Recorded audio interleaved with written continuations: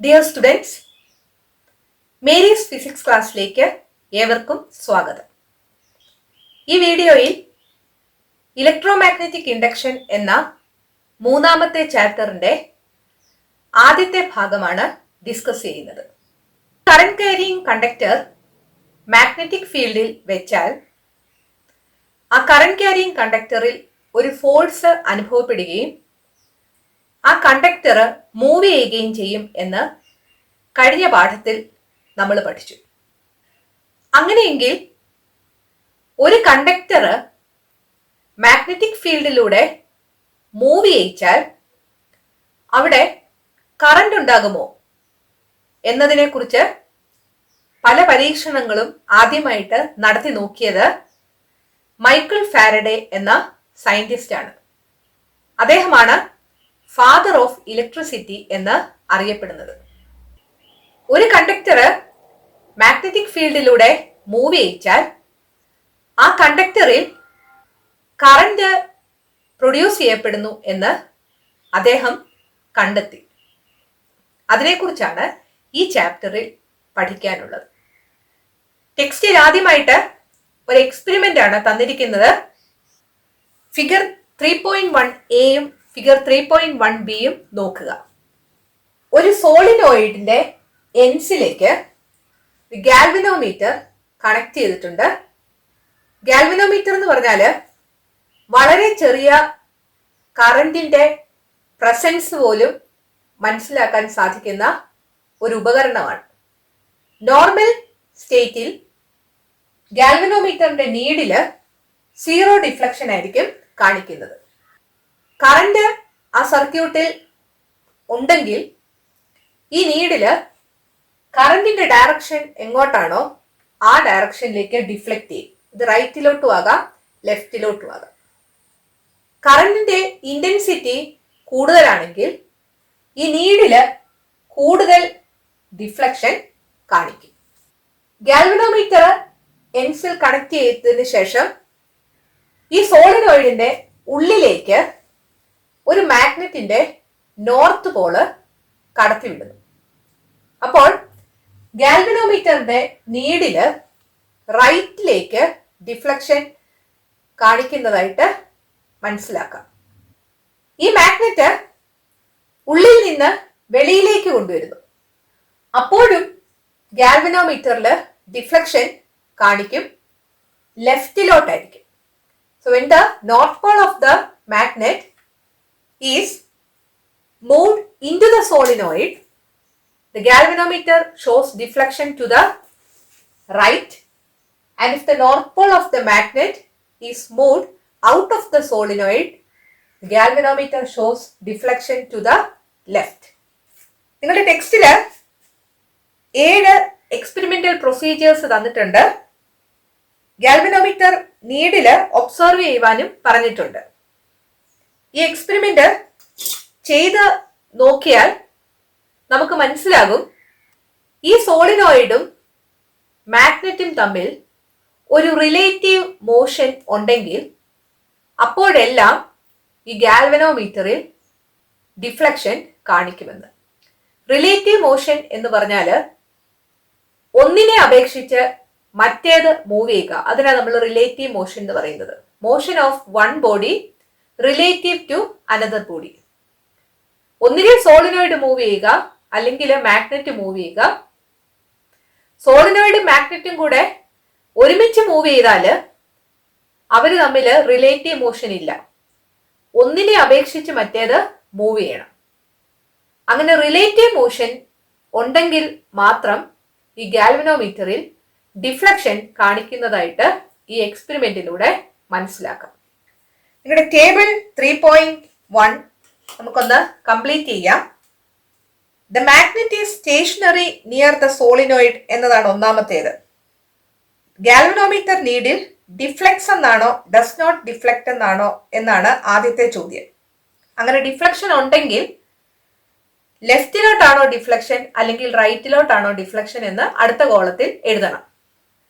First one നോക്കിക്കേ. The magnet is stationary near the solenoid. ഈ സോളിനോയിഡിന്റെ അടുത്തായിട്ട് ഈ മാഗ്നറ്റ് സ്റ്റേഷനറി ആയിട്ട് ഇരിക്കുന്നു. ഇവർ തമ്മിൽ ഒരു റിലേറ്റീവ് മോഷനും ഇല്ല. അതുകൊണ്ട് ഇവിടെ ഡിഫ്ലക്ഷൻ കാണത്തില്ല. ഡസ് നോട്ട് ഡിഫ്ലക്ട് എന്നതാണ് ഒന്നാമത്തേതിന്റെ ആൻസർ. അടുത്തത് നോക്കുക.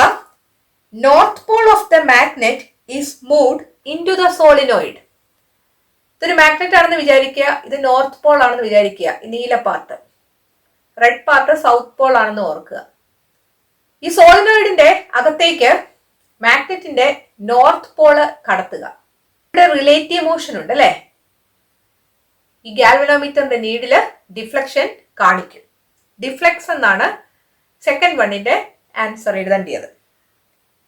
അടുത്ത കോളം നോക്കുക. Direction to the left or to the right. നിങ്ങളുടെ ഫിഗറിൽ കാണിച്ചിട്ടുണ്ട്. നോർത്ത് പോള് കടത്തുമ്പോൾ ടു ദ റൈറ്റ് ആണ് ഡിഫ്ലക്ഷൻ. ടു ദ റൈറ്റ് എന്ന് എഴുതുക. മൂന്നാമത്തേത് നോക്കുക. The magnet is stationary inside the solenoid. ഈ സോളിനോയിഡിന്റെ അകത്ത് മാഗ്നറ്റ് സ്റ്റേഷനറി ആയിട്ടിരിക്കുന്നു, അനങ്ങാതെ ഇരിക്കുന്നു. ഇവിടെ ഒരു റിലേറ്റീവ് മോഷനും ഇല്ല. അതുകൊണ്ട് ഗാൽവനോമീറ്റർ ഡിഫ്ലക്ഷൻ കാണിക്കത്തില്ല. ഡസ് നോട്ട് ഡിഫ്ലക്ട് എന്നാണ് അവിടെ എഴുതേണ്ടത്. നാലാമത്തേത് നോക്കുക. The magnet is moved out of the solenoid. നമ്മൾ നോർത്ത് പോൾ ആയിരുന്നു അകത്തേക്ക് കയറ്റിയത്. ആ മാഗ്നറ്റ് വെളിയിലേക്ക് കൊണ്ടുവരുന്നു. എന്ത് പറ്റും? അവിടെ ഒരു റിലേറ്റീവ് മോഷൻ ഉണ്ട് അല്ലെ. അതുകൊണ്ട് ഗാൽവനോമീറ്റർ ഡിഫ്ലക്ട് ചെയ്യും. സോ നാലാമത്തേത് ഡിഫ്ലക്സ് എന്നുള്ളതാണ്. ഇനി റൈറ്റിലോട്ടാണോ ലെഫ്റ്റിലോട്ടാണോ എന്നറിയാൻ നിങ്ങളുടെ ഫിഗർ ഒന്ന് നോക്കുക. അകത്തോട്ട് മാഗ്നറ്റ് കയറ്റിയപ്പോൾ റൈറ്റിലോട്ടായിരുന്നു ഡിഫ്ലക്ഷൻ എങ്കിൽ അകത്തു നിന്ന് വെളിയിലേക്ക് കൊണ്ടുവരുമ്പോൾ ഡിഫ്ലക്ഷൻ ലെഫ്റ്റിലേക്കാണ് കാണിക്കുന്നത്. ടു ദ ലെഫ്റ്റ് എന്ന് വേണം അടുത്ത കോളത്തിൽ എഴുതാൻ. അഞ്ചാമത്തേത് നോക്കുക. The south pole of the magnet is moved into the solenoid. Red പാർട്ടാണ് സൗത്ത് പോൾ എന്ന് ഞാൻ പറഞ്ഞായിരുന്നു. സൗത്ത് പോള് സോളിനോയിഡിന്റെ അകത്തേക്ക് കൊണ്ടുവരിക. ഇപ്പോൾ ഒരു റിലേറ്റീവ് മോഷൻ ഉണ്ട് അല്ലെ. അതുകൊണ്ട് ഗാൽവനോമീറ്റർ ഡിഫ്ലക്ഷൻ കാണിക്കും. ഡിഫ്ലക്സ് എന്ന് എഴുതണം അടുത്ത കോളത്തിൽ. നെക്സ്റ്റ് കോളത്തില് ടു ദ റൈറ്റ് ആണോ ടു ദ ലെഫ്റ്റ് ആണോ എന്നുള്ളതാണ്. നോർത്ത് പോള് കടത്തിയപ്പോൾ റൈറ്റിലോട്ടായിരുന്നു. സൗത്ത് പോള് കടത്തുമ്പോൾ ടു ദ ലെഫ്റ്റ് എന്നുള്ളതായിരിക്കും ഡയറക്ഷൻ. സോ അടുത്ത കോളത്തില് ടു ദ ലെഫ്റ്റ് എന്ന് എഴുതുക. ആറാമത്തെ നോക്കുക. Magnet and solenoid are moved in the same direction at the same speed. മാഗ്നറ്റും സോളിനോയിഡും ഒരേ സ്പീഡിൽ ഒരേ ഡയറക്ഷനിൽ മൂവ് ചെയ്യിക്കുക. ഇവർ തമ്മിൽ ഒരു റിലേറ്റീവ് മോഷൻ ഉണ്ടോ? ഇല്ല. സോ ഈ കേസില് ഗാൽവനോമീറ്റർ ഡിഫ്ലക്ഷൻ കാണിക്കത്തില്ല. ഡസ് നോട്ട് ഡിഫ്ലക്ട് എന്നതാണ് ആൻസർ. ഏഴാമത്തേത് നോക്കുക. The solenoid is moved keeping the magnet stationary. Magnet അനക്കാതെ വെക്കുന്നു, സോളിനോയിഡ് മൂവ് ചെയ്യിക്കുന്നു. ഇവർ തമ്മിൽ ഒരു റിലേറ്റീവ് മോഷൻ ഉണ്ട് അല്ലെ. അതുകൊണ്ട് ഗാൽവനോമീറ്റർ ഡിഫ്ലക്ഷൻ കാണിക്കും. ഡിഫ്ലക്സ് എന്നുള്ളതാണ് ആ കോളത്തില് നിങ്ങൾ എഴുതേണ്ടത്. ടേബിൾ 3.2 ഒന്ന് നോക്കുക. അവിടെ പറഞ്ഞിരിക്കുന്നത് കൂടുതൽ സ്ട്രെങ്ത് ഉള്ള മാഗ്നറ്റ് എടുത്തുകൊണ്ട് ഈ എക്സ്പെരിമെന്റ് ഇതുപോലെ റിപ്പീറ്റ് ചെയ്ത് നോക്കുക. അതുപോലെ സോളിനോയിഡിന്റെ നമ്പർ ഓഫ് ടേൺസ് കൂട്ടിയിട്ട് ഇതേ രീതിയിൽ തന്നെ എക്സ്പെരിമെന്റ് റിപ്പീറ്റ് ചെയ്ത് നോക്കുക. അതുപോലെ മാഗ്നറ്റോ സോളിനോയിഡോ കുറച്ചുകൂടെ സ്പീഡിൽ മൂവ് ചെയ്യിക്കുക. അങ്ങനെ എക്സ്പെരിമെന്റ് വീണ്ടും റിപ്പീറ്റ് ചെയ്ത് നോക്കുക. ഈ കേസുകളിൽ deflection of the galvanometer needle increase ചെയ്യുമോ ഡിക്രീസ് ചെയ്യുമോ എന്നാണ് ചോദിച്ചിരിക്കുന്നത്. ഈ 3 തവണയും ഗാൽവനോമീറ്ററിന്റെ ഡിഫ്ലക്ഷൻ ഇൻക്രീസ് ചെയ്യാണ് ചെയ്യുന്നത്. ഗാൽവനോമീറ്ററിലെ ഡിഫ്ലക്ഷൻ ഇൻക്രീസ് ചെയ്തു എന്ന് പറഞ്ഞാൽ എന്താണ് അർത്ഥം? ഈ സോളിനോയിഡിലൂടെ ഉണ്ടായ കറന്റ് കൂടി എന്നാണ്. So number of turns increased ആണെങ്കിൽ ഇൻക്രീസസ് എന്നുള്ളതാണ് നിങ്ങൾ ടിക്ക് ചെയ്യേണ്ടത്. സ്ട്രോങ് മാഗ്നറ്റ് ഈസ് യൂസ്ഡ്, അവിടെ deflection of the galvanometer needle increases എന്ന് മാർക്ക് ചെയ്യുക. Magnet or solenoid moves with greater speed, അവിടെയും deflection of the magnetic needle increases എന്ന് mark ചെയ്യുക. കുറച്ച് ക്വസ്റ്റ്യൻസ് നിങ്ങളുടെ ടെക്സ്റ്റിൽ ചോദിച്ചിട്ടുണ്ട്. Why did the galvanometer needle deflect in the experiment? എന്തുകൊണ്ടായിരിക്കും ഈ എക്സ്പെരിമെന്റിൽ ഗാൽവനോമീറ്റർ നീഡിൽ ഡിഫ്ലക്ട് ചെയ്തത്? Due to the flow of current. അടുത്ത ക്വസ്റ്റ്യൻ നോക്കുക. Which were the instances in which there was a flow of current through the solenoid? ഈ സോളിനോയിഡിലൂടെ കറന്റിന്റെ flow കാണിച്ച ഇൻസ്റ്റൻസസ് ഏതൊക്കെയായിരുന്നു? ഒന്നാമത്തേത്, when the magnet is moved into the solenoid. അടുത്തത്, when the magnet is moved out of the solenoid. മൂന്നാമത്തേത്, when the solenoid is moved keeping the magnet stationary. ഈ 3 പ്രൊസീജിയേഴ്സിലാണ് galvanometer deflection കാണിച്ചതായിട്ട് നമുക്ക് മനസ്സിലായത്. അപ്പൊ അതിന്റെ ആൻസർ നിങ്ങൾക്ക് എഴുതാം. when the magnet is moved into the solenoid, when the magnet is moved out of the solenoid, when the solenoid is moved keeping the magnet stationary. മൂന്നാമത്തെ question നോക്കുക. which were the instances in which current increased? Current increase ചെയ്ത instances ഏതൊക്കെയായിരുന്നു? അതാണ് നമ്മൾ table 3.2 mark ചെയ്തത്. ഏതൊക്കെയായിരുന്നു? when the number of turns of the solenoid is increased, when strong magnet is used, when magnet or solenoid moves with greater speed. അപ്പോൾ ആ 3 points നിങ്ങൾക്ക് എഴുതാം. ഒന്നാമത്തേത്, when the number of turns of the solenoid is increased. Second one, when strong magnet is used. Third one, when magnet or solenoid moves with greater speed. അടുത്തത് നിങ്ങൾക്ക് പഠിക്കാനുള്ളത് electro magnetic ഇൻഡക്ഷനെ കുറിച്ചാണ്. അവിടെ കൊടുത്തിരിക്കുന്നത് നോക്കുക. whenever there is a relative motion between the magnet and the solenoid, there is flow of electricity. അതല്ലേ നമ്മൾ ഈ എക്സ്പെരിമെന്റിൽ കണ്ടത്. ഈ മാഗ്നറ്റും സോളിനോയിഡും തമ്മിൽ എപ്പോഴൊക്കെ ഒരു റിലേറ്റീവ് മോഷൻ ഉണ്ടായോ അപ്പോഴെല്ലാം ഒരു കറണ്ടിന്റെ ഫ്ലോ അവിടെ ഉണ്ടായി. നമ്മൾ ഇപ്പോൾ പറഞ്ഞ എക്സ്പെരിമെന്റിന്റെ 2 സ്റ്റേജസ് ആണ് ഇവിടെ കാണിച്ചിരിക്കുന്നത്. ഫിഗർ എയില് സോളിനോയിഡിന്റെ അടുത്തായിട്ട് മാഗ്നറ്റ് ഇരിക്കുന്നു. ഫിഗർ ബിയില് സോളിനോയിഡിന്റെ ഉള്ളിലേക്ക് മാഗ്നറ്റ് കടത്തിയിരിക്കുന്നു. ഈ മാഗ്നറ്റിന് ചുറ്റും മാഗ്നറ്റിക് ഫീൽഡ് ലൈൻസ് ഉണ്ട്. Total magnetic field lines passing through a surface is called magnetic flux. ഇതൊരു സർഫസിലൂടെ കടന്നു പോകുന്ന ടോട്ടൽ മാഗ്നറ്റിക് ഫീൽഡ് ലൈൻസിന് പറയുന്ന പേരാണ് മാഗ്നറ്റിക് ഫ്ലക്സ്. ഈ 2 കേസുകളും നോക്കുക. സോളിനോയിഡുമായിട്ട് ലിങ്ക് ചെയ്ത് കിടക്കുന്ന മാഗ്നറ്റിക് ഫ്ലക്സ് ഇതിലേത് ഫിഗറിലാണ് കൂടുതലായിട്ട് കാണിക്കുന്നത്? മാഗ്നറ്റ് അടുത്തിരിക്കുകയാണെങ്കിൽ സോളിനോയിഡുമായിട്ട് ലിങ്ക് ചെയ്ത് അല്ലെങ്കിൽ സോളിനോയിഡുമായി ബന്ധപ്പെട്ട് കിടക്കുന്ന മാഗ്നറ്റിക് ഫ്ലക്സ് എന്ന് പറയുന്നത് കുറവായിരിക്കും. കാരണം ഈ മാഗ്നറ്റ് സോളിനോയിഡിന്റെ അടുത്തിരിക്കുന്നു എന്ന് മാത്രമേ ഉള്ളൂ. വളരെ കുറച്ച് ഫീൽഡ് ലൈൻസ് മാത്രമേ സോളിനോയിഡിന്റെ ഉള്ളിലേക്ക് വരത്തുള്ളൂ.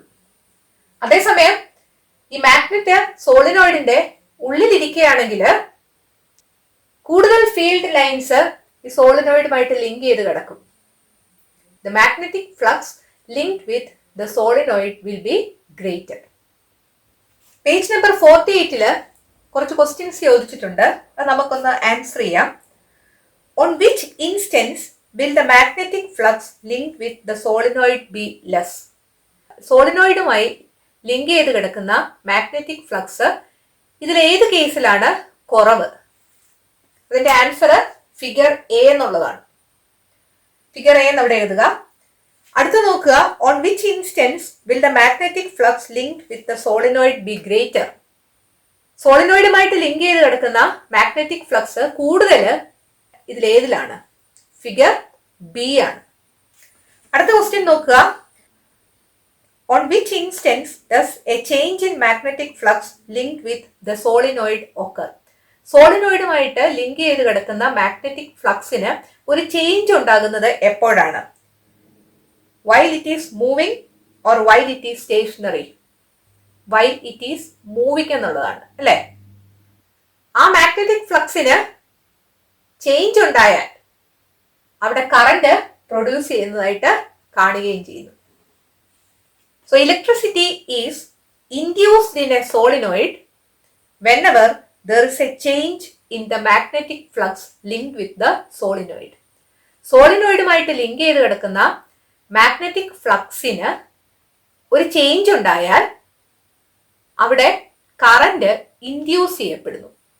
എന്തിൻ്റെയെങ്കിലും പ്രേരണയാൽ ഉണ്ടാകുന്നതിന് നമ്മൾ ഇൻഡ്യൂസ് ചെയ്യുക എന്ന് പറയുന്നത്. ഇവിടെ മാഗ്നറ്റിക് ഫ്ലക്സ് ചേഞ്ച് ചെയ്തത് കൊണ്ടാണ് കറന്റ് ഉണ്ടായത്. അതുകൊണ്ടാണ് അതിന് ഇൻഡ്യൂസ്ഡ് കറന്റ് എന്ന് പറയുന്നത്. ഇവിടെ ഉണ്ടാകുന്ന വോൾട്ടേജിന് ഇൻഡ്യൂസ്ഡ് EMF എന്നാണ് പറയുന്നത്. EMF എന്ന് പറഞ്ഞാൽ പൊട്ടൻഷ്യൽ ഡിഫറൻസ് തന്നെയാണ്. ഒരു സർക്യൂട്ട് ഓപ്പൺ ആയിട്ടിരിക്കുമ്പോൾ അല്ലെങ്കിൽ സർക്യൂട്ടിലൂടെ കറന്റ് പോകാതിരിക്കുന്ന അവസ്ഥയിൽ അല്ലെങ്കിൽ സ്വിച്ച് ഓഫ് ആയിട്ടിരിക്കുന്ന അവസ്ഥയിൽ ആ സർക്യൂട്ടിലെ പൊട്ടൻഷ്യൽ ഡിഫറൻസ് എന്താണോ അതിനാണ് EMF എന്ന് പറയുന്നത്. So EMF is the potential difference when the circuit is open or EMF is the potential difference when no current flows through the circuit. ഈ ഇൻഡ്യൂസ്ഡ് EMFനെ അഫക്റ്റ് ചെയ്യുന്ന ഫാക്ടേഴ്സ് എന്തൊക്കെയാണ്? നമ്മൾ നേരത്തെ മനസ്സിലാക്കിയായിരുന്നു. അത് ഇൻഡ്യൂസ്ഡ് കറന്റിനെ അഫക്റ്റ് ചെയ്യുന്ന ഫാക്ടേഴ്സ് എന്തൊക്കെയാണ്? അത് തന്നെയാണ് ഇൻഡ്യൂസ്ഡ് EMFനെ അഫക്റ്റ് ചെയ്യുന്ന ഫാക്ടേഴ്സ്. ഏതൊക്കെയാണ്? Number of turns of the solenoid, അടുത്തത് സ്ട്രെങ്ത് ഓഫ് ദ മാഗ്നെറ്റ്, മൂന്നാമത്തേത് speed of motion of the magnet or the solenoid.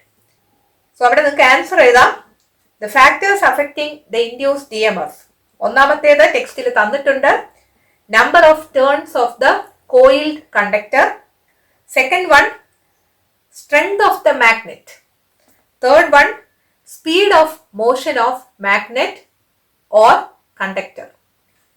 Electromagnetic induction എന്താണെന്ന് അവിടെ ഡെഫിനിഷൻ കൊടുത്തിട്ടുണ്ട്. whenever there is a change in the magnetic flux linked with a coil, an EMF is induced in the coil. This phenomenon is electromagnetic induction. ഒരു കോയിലുമായിട്ട് link ചെയ്ത് കിടക്കുന്ന magnetic ഫ്ലക്സിന് change ഉണ്ടായാൽ ഒരു EMF അവിടെ induce ചെയ്യപ്പെടും. ആ ഫിനോമിനന് പറയുന്ന പേരാണ് ഇലക്ട്രോമാഗ്നറ്റിക് ഇൻഡക്ഷൻ. അടുത്ത ചോദിച്ചിരിക്കുന്നത്, which are the factors on which the direction of induced current in electromagnetic induction depend. Induced കറന്റിന്റെ ഡയറക്ഷനെ ഡിപ്പെൻഡ് ചെയ്യുന്ന ഫാക്ടേഴ്സ് എന്തൊക്കെയാണ്? നമ്മൾ ആദ്യം പറഞ്ഞ എക്സ്പെരിമെന്റ് ഒന്ന് നോക്കുക. North pole of the magnet ആണ് സോളിനോയിഡിലേക്ക് കടത്തുന്നതെങ്കിൽ റൈറ്റിലോട്ടായിരുന്നു ഗാൽവനോമീറ്ററിൽ ഡിഫ്ലക്ഷൻ കാണിച്ചത്. സൗത്ത് പോൾ സോളിനോയിഡിന്റെ ഉള്ളിലേക്ക് കയറ്റിയാല് ലെഫ്റ്റിലോട്ടായിരിക്കും ഗാൽവനോമീറ്റർ ഡിഫ്ലക്ഷൻ കാണിക്കുന്നത്.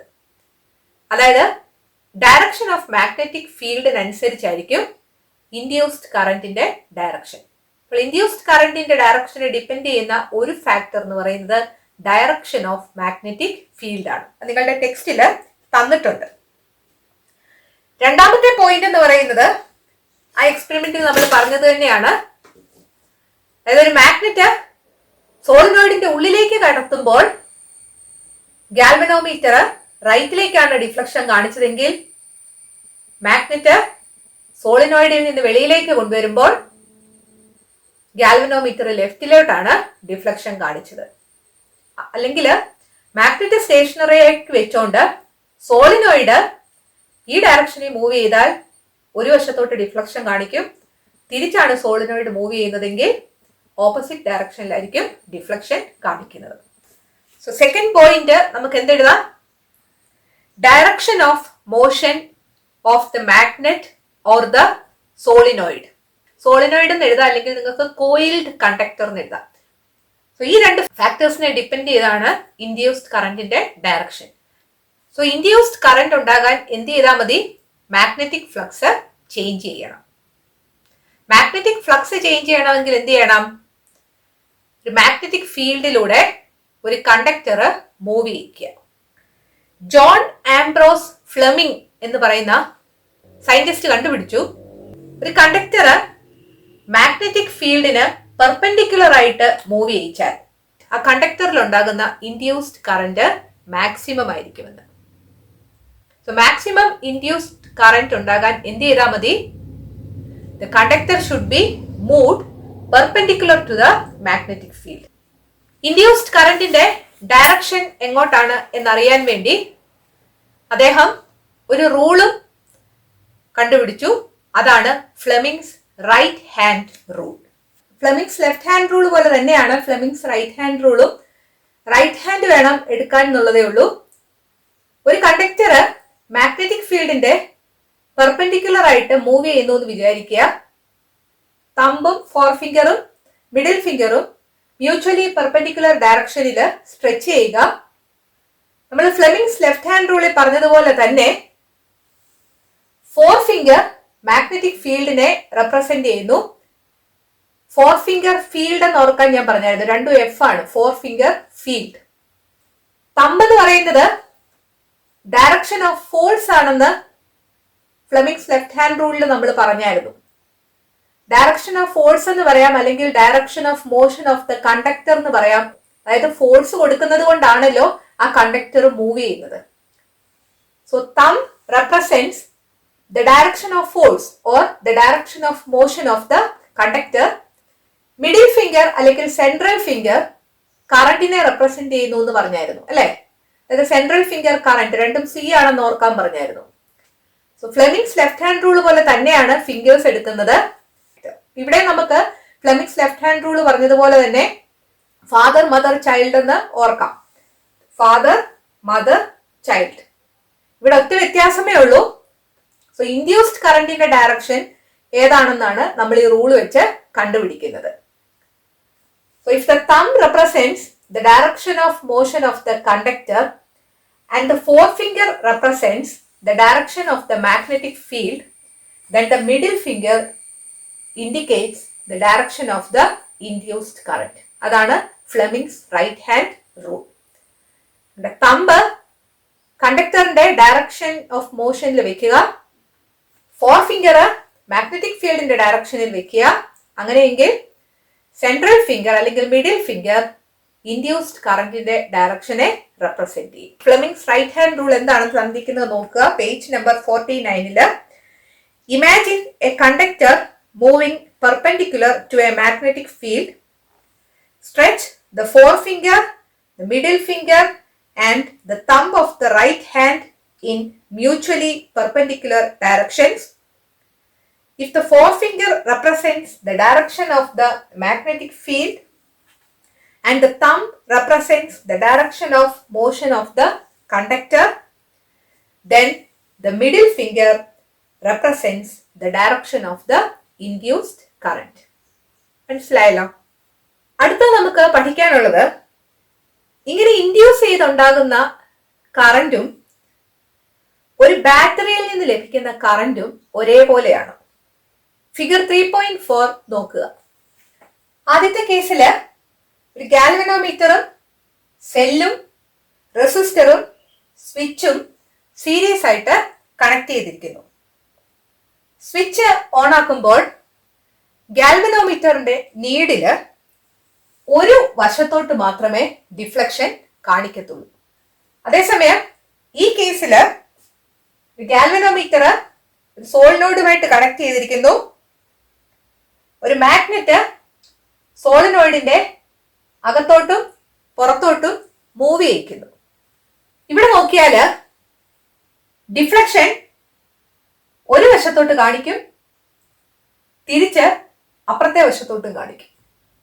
അങ്ങനെ needle moves to both sides എന്ന് കാണാനായിട്ട് സാധിക്കും.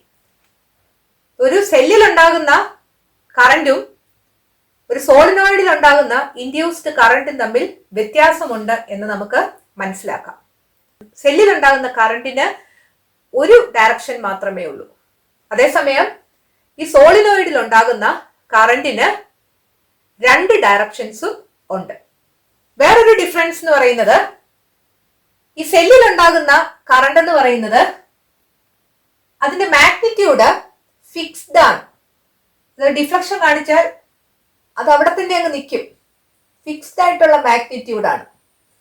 മാഗ്നിറ്റ്യൂഡ് എന്ന് പറഞ്ഞാൽ അറിയാമല്ലോ, അതിന്റെ ന്യൂമറിക്കൽ വാല്യൂ നമ്പർ അത് ഫിക്സ്ഡ് ആണ്. അതേസമയം ഒരു ഇൻഡ്യൂസ്ഡ് കറണ്ട് ആണെങ്കിൽ മാഗ്നറ്റ് അകത്തോട്ട് കയറ്റുമ്പോൾ ഡിഫ്ലക്ഷൻ കാണിക്കും.